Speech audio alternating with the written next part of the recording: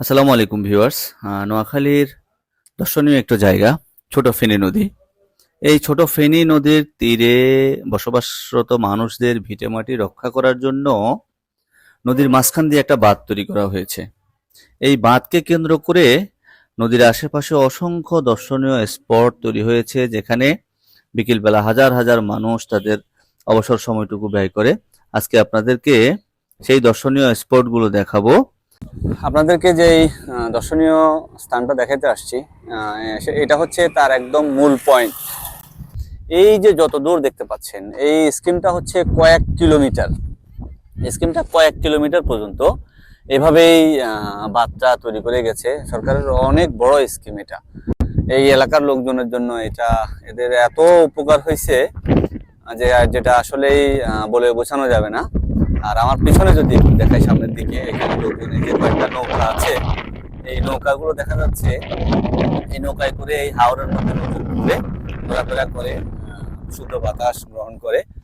আর হচ্ছে এই পাশে পিছনে অনেকগুলো দোকান আছে, ওখানে আপনি অনেক ধরনের খাবার পাওয়া যায়। দুপুরে নদীর মাছ দিয়ে আপনি খাবার পাবেন, একদম তাজা মাছ। নদীর মাছ সকালে যেগুলা উঠে ওগুলা কিনে ওরা রান্না করে। নদীর এক কথায় নদীর একদম অরিজিনাল মাছের আপনি স্বাদ পাবেন এখানে। গাভীর দুধের চা, যার মধ্যে কোনো ভেজাল নাই। ফুচকা মেয়েদের জন্য তো এটা হচ্ছে অবিস্মরণীয় একটা খাবার। সেটা হচ্ছে ওরা যেখানেই যায় এই খাবার তো খাওয়াই লাগবে, উপায় নাই। এই খাবার ওনাদের খাওয়াই লাগবে। সেই খাবারের অসংখ্য দোকান আছে বড় বড়, আসলেই অনায়াসে পাওয়া যাবে। আর একটা বিষয় আপনাদেরকে দেখানো দরকার, আমার পেছনে আপনারা অনেকগুলো ঘর দেখতে পাচ্ছেন ছোট ছোট। এগুলা হচ্ছে এই নদীতে চর জেগেছে। এই চর, যেটাকে আমরা খাস জমি বলি, গভর্নমেন্টের দুস্থ মানুষদের জন্য সরকার এখানে মানুষদেরকে এই জমিগুলা দিয়েছে। আপনারা দেখতে পাচ্ছেন অসংখ্য ঘর, অসংখ্য ঘর, কয়েক শত ফ্যামিলি অলরেডি তাদের বাসস্থান গড়ে ফেলেছে। আমার পাশে যে চাচা আছেন, উনি এখানকার একটা খাস জমি পেয়েছেন। এখানে উনি অলরেডি ঘর তুলে বসবাস করতেছেন। এখানকার এই যে বড় ভাইরা আছেন, ওনারা শ্রমজীবী মানুষ। উনিও একটা ঘর পেয়েছেন, এই যে কাঠ নিয়ে যাচ্ছেন ঘরের কাজের জন্য। এই ভাইরাও সম্ভবত ওই ঘরেরই কাজ করতেছেন। চাচা, আপনি কোন ঘরটা? আপনার ঘরটা কোনটা? আমার ঘরটা ওইটা ওইটা ওই দেখা যায়। ওই যে নীল ঘরটা? হ্যাঁ, নীল ঘরটা ফুল এইটা। আপনার কোনটা? আপনারটা ভিতরে, ওনারটা অনেক ভিতরে দেখা যাচ্ছে না, আরো পশ্চিমে।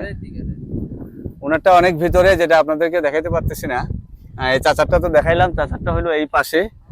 আমি মাঝখানে আপনাদের আরেকটা কথা বলে দেই। ওনাদের আসলে মূলত ওনারা আসছেন হচ্ছে দক্ষিণ হাতিয়া থেকে, নলের চর, যেটাকে আমরা চিনি। নোয়াখালীর মানুষজন ওটাকে নলের চর হিসেবে চেনে। আপনার হাতিয়ার মধ্যেই বাড়ি? এখানে আসছেন কতদিন হয়েছে?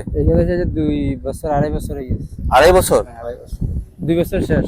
এখানে তাহলে তো আপনারা অনেক আগে থেকে এখানে থাকেন। প্রথম থেকে আমরা আসছি, যে নেতাগুলো আমারও জায়গা দেখতে দিয়েছে।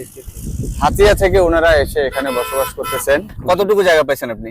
এক কানি। 1 একর, মানে যেটাকে আপনারা নোয়াখালীতে কানি বলেন? হ্যাঁ, কানি বলে। বা এটা শুদ্ধ হচ্ছে 1 একর? 2 দাগে 1 একর পাইছেন? জি, আলহামদুলিল্লাহ, আলহামদুলিল্লাহ। তাহলে তো অনেক ভালো জমি পাইছেন। অসংখ্য ধন্যবাদ। এই আসলে যাদের বাড়িঘর নদীতে বিলীন হয়ে গেছে, তাদেরকে এখানে বাসস্থানের সুযোগ করে দেওয়ার জন্য। যাই হোক ভিউয়ার্স, আজকের মতো এখান থেকে বিদায় নিচ্ছি। দেখা হবে অন্য কোনো ভিডিওতে, অন্য কোনো জায়গায়, অন্য কোনো স্থানে। সে পর্যন্ত সবাই ভালো থাকবেন, দোয়া করবেন আমাদের জন্য। আসসালামু আলাইকুম।